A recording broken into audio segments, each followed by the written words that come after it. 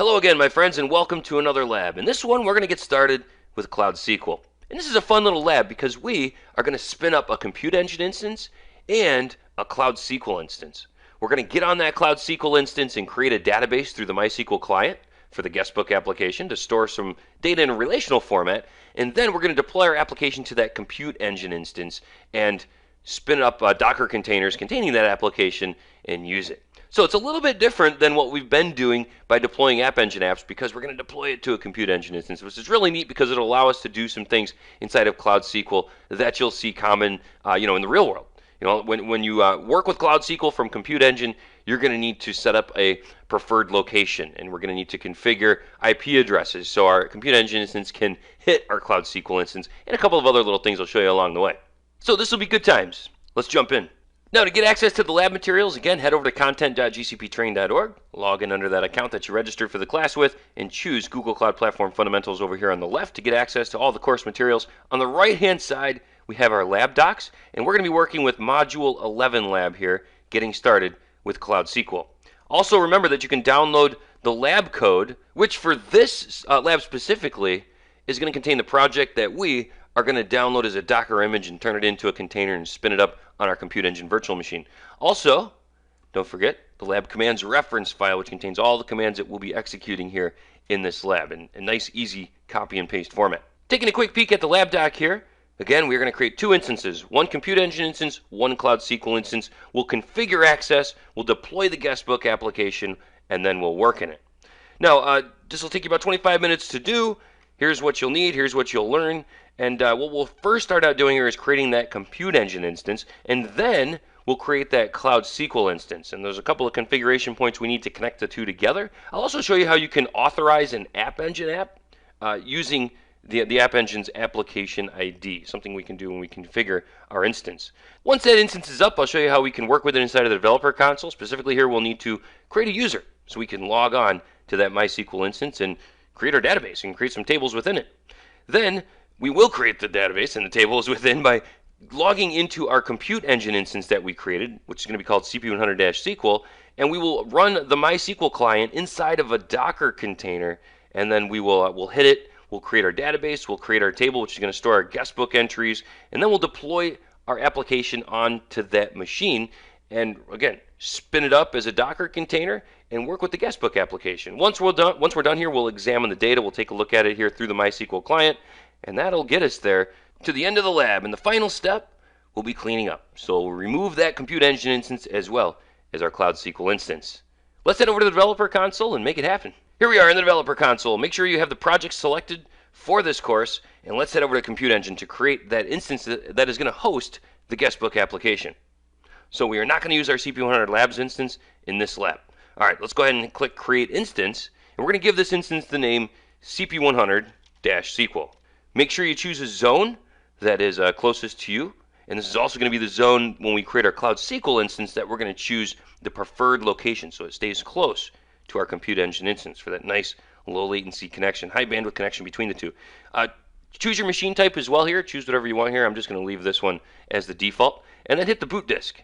So we're going to change this to a CoreOS stable version here. My current version is 835.13.0. Choose whatever the stable version is for you. And then for your boot disk here, you can use SSD persistent disk, or you can change it to a standard disk if you want. We'll leave ours as a standard disk one. Actually, it doesn't matter. I've got a lot of free credits. In fact, I think total this course has cost like $2, less than $2. So I'm going to go out. I'm going to be crazy and choose an SSD persistent disk. Why not? All right, so we'll hit select there. And then the only other thing we want to do is allow HTTP traffic onto this instance, so that way we can hit it from the outside when this instance is hosting our guestbook application. So I think that's about it here for this instance. We can head on down and hit create. All right, that didn't take long at all. Now, we are going to need this external IP. Don't worry about it. You can copy it if you want to now, but I'll show you an easy way. That's why Cloud Shell rocks. I'll show you an easy way to get that so we don't have to bounce all over the place here inside of the developer console. So next up, we need to get into Cloud SQL. Let's hit the products and services drop down. Let's head down here to SQL. I'll pin that because it looks cool and it'll make it easier to get to in the future. So let's go ahead and click on Cloud SQL. So we don't have anything going on in here, so the only thing we can do is create an instance. So we'll hit create instance, and the first decision you're going to have to make here is, do I want a first gen or a second gen Cloud SQL instance? Obviously, second gen is currently in beta, which means you have no SLA, no point in time recovery, and no App Engine support. So we're going to stick with a first gen here. So we're going to choose first generation, and we're going to give it a name here. And we're going to call it the same as we named our compute engine. It's in CP100-SQL. Choose the region where you spun up that compute engine instance. I spun mine up in zone US-East 1-B, which equates to region US-East 1. So I'm going to choose that. We're going to leave this tier here, and then we're going to go ahead and choose advanced options. And by the way, for the tier, there's your tier, up to 16 gigabytes of RAM here for Gen 1 instances. All right, so we'll stick with 512. That should be sufficient for this lab. And then your version, we'll stick with 5.6. You have a billing plan here. We're going to stick with per use there as well. Now, here is the important one, our preferred location. Important when you have applications running on compute engine instances that you want to hit Cloud SQL instances. So our preferred location here is going to be a compute engine zone. You can also have it follow an App Engine app.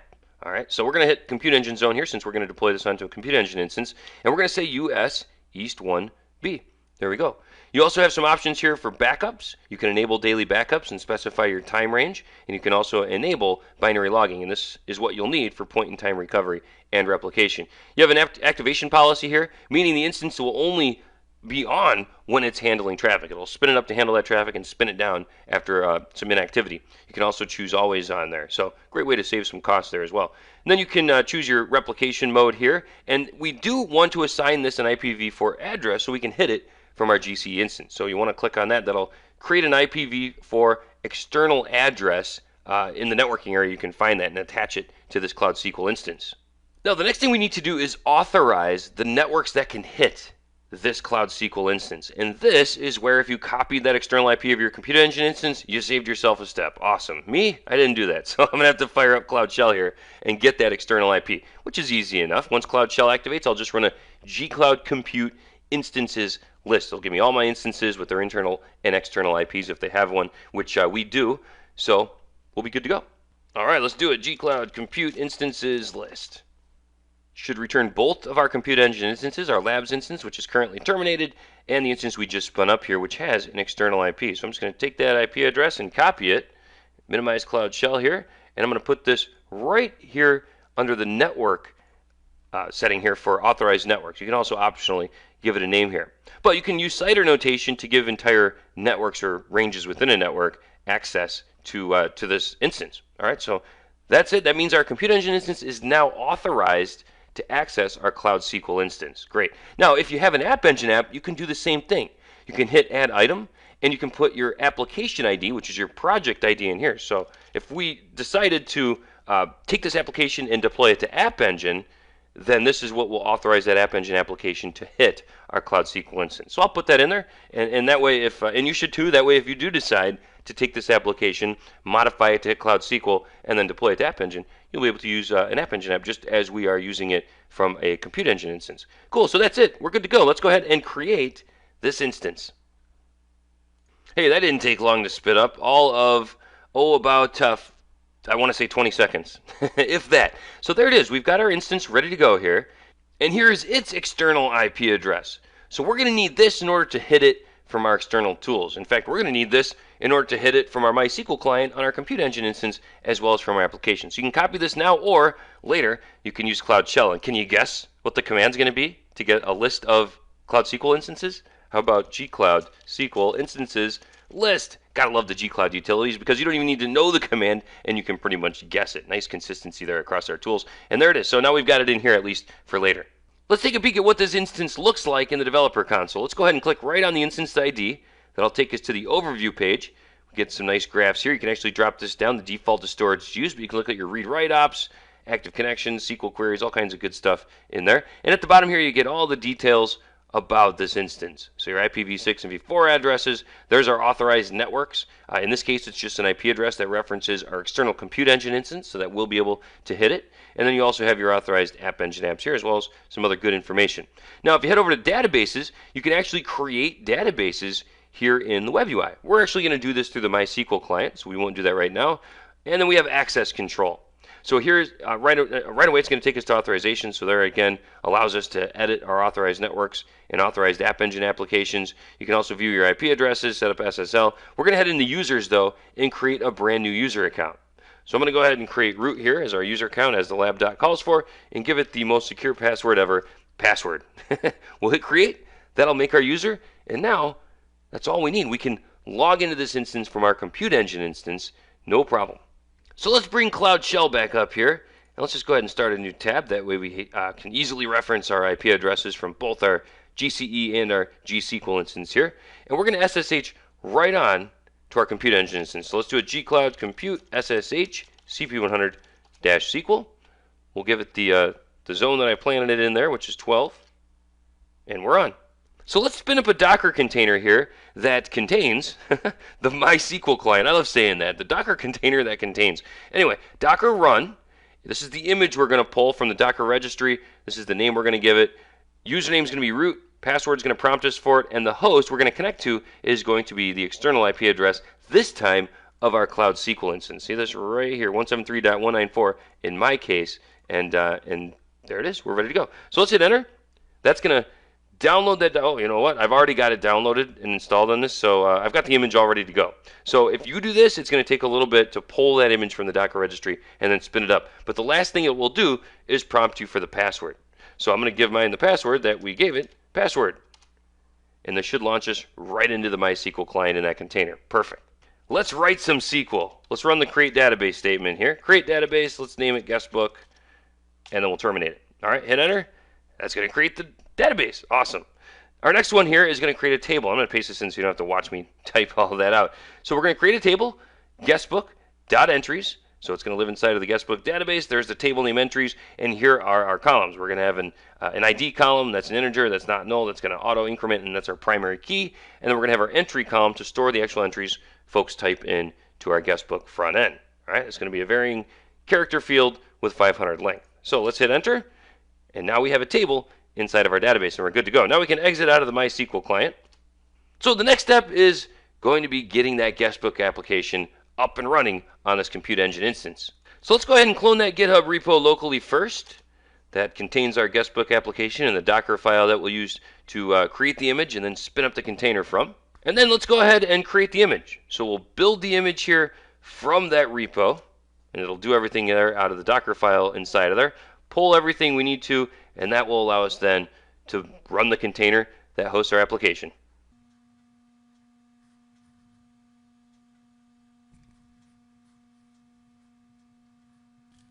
Excellent, ready to rock.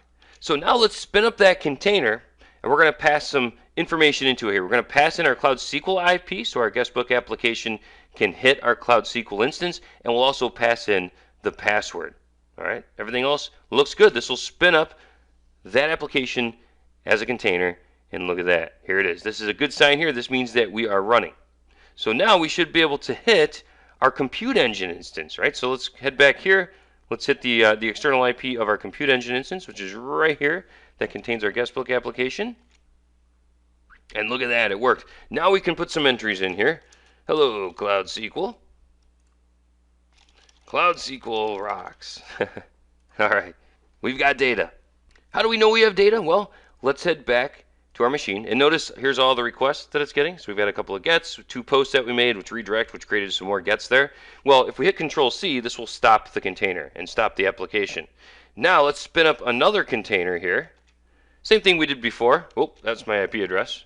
There we go, that's the right one. So we're going to rerun our MySQL client container here. That'll get us right into here. Type my password in. And now we should be able to do a select star from guestbook database.table entries, and we should see those 2 entries. Look at that. There's our ID column, and there is our entry column with our data. And that about concludes the lab. So the last thing we need to do is clean up.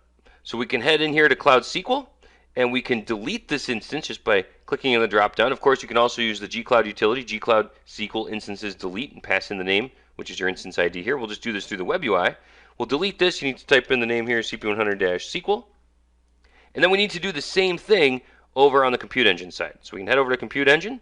We can find our cp100-SQL instance, put a check next to it, or you can do that inside of the instance details and click delete. Click delete again, and there we go. We are all cleaned up. So what'd you think? That's a very cool lab.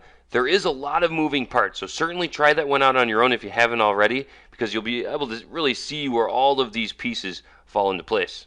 Here's what we did in a nutshell. We spun up a GCE instance. The purpose of this instance was to host our MySQL client. That way we could show you how to connect with an external tool to a Cloud SQL instance, and we use this to manage the database and to work inside of that database, do that database design, create the database creator tables. And this also is going to host our front end, which is our guestbook application, right? Our web page that users are going to use to put data inside of the database. Then we spun up a Google Cloud SQL instance to host the database. We connected the two together through some configuration points, namely their IP address and their preferred location, putting our SQL instance in the same zone as our Google Compute Engine instance. And then we spun up these applications as containers. We spun up MySQL as a container, and then we used that to hit that database, to create the database and the table. And then we spun up our guestbook application as a container, and that's what users use, that front-end web page, to put data inside of those tables. I hope this has been informative for you, and I'd like to thank you for viewing.